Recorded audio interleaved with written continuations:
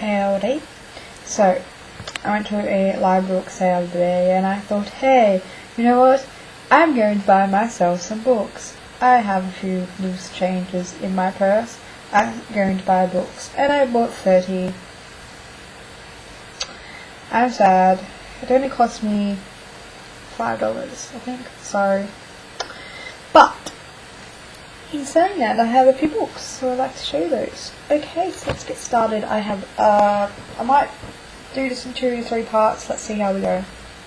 Okay, so the first book that I picked up primarily is The Miraculous Journey of Edward Tulane by Kate DiCamillo, and the illustrations are by Bagram Batulin, and it's a beautiful book. Absolutely freaking stunning. I have another one of Kate's books on my shelf, and the illustrations are beautiful too.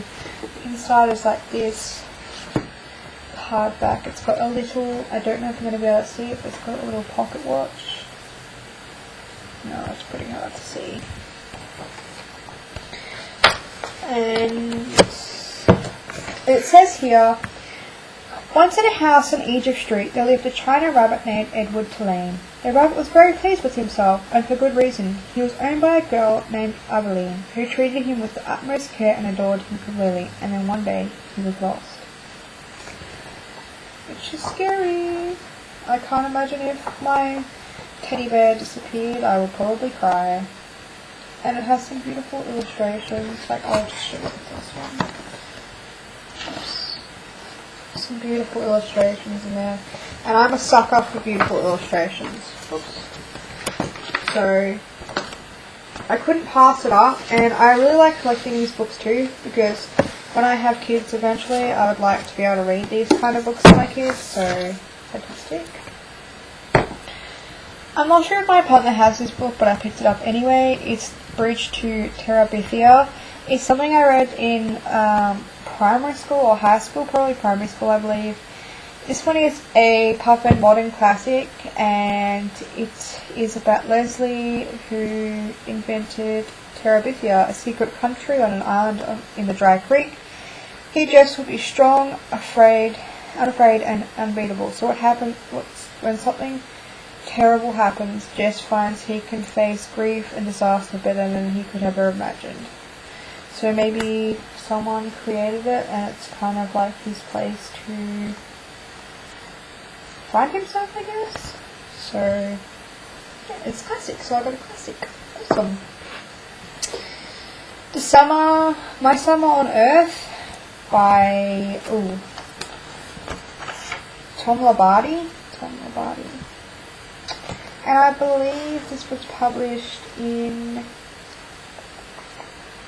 2008, so it's not too old, but I really like the cover.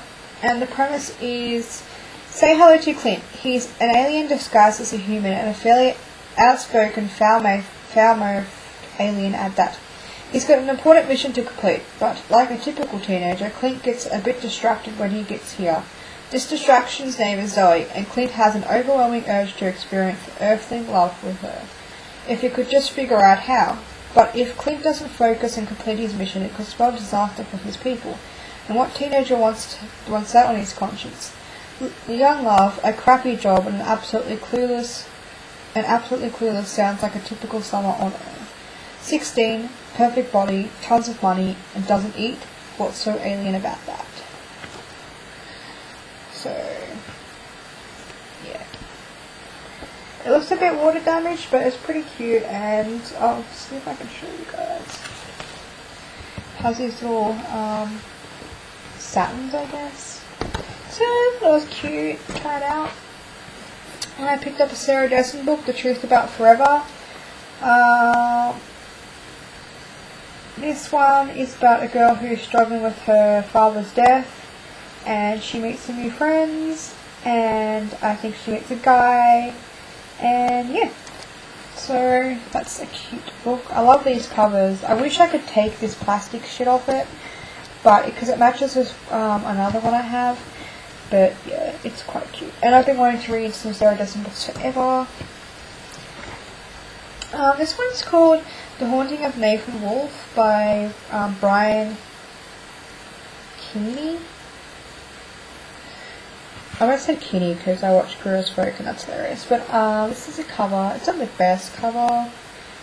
But on the back, the synopsis says, it's 7 o'clock on a cold London evening in a grubby theatre, down by the docks. Nathaniel Wolfe watches his father, the greatest medium in London, take to the stage. Which of the dead will speak through him tonight? But Nathaniel doesn't know that his father is meddling in things he cannot control. Before the night is over, Nathaniel will find himself in the middle of a chilling mystery. One that can be solved from beyond the grave. One that can only be solved from beyond the grave. A thrilling story of supernatural set among the winding streets of Victoria, London. So it sounded good, and I love that kind of stuff. I love sort of, supernatural based things. And this book was published in 2008. Sorry guys. I might leave it there for now because I feel like I'm going to have a sneezing fit. So I shall talk to you guys later. Bye.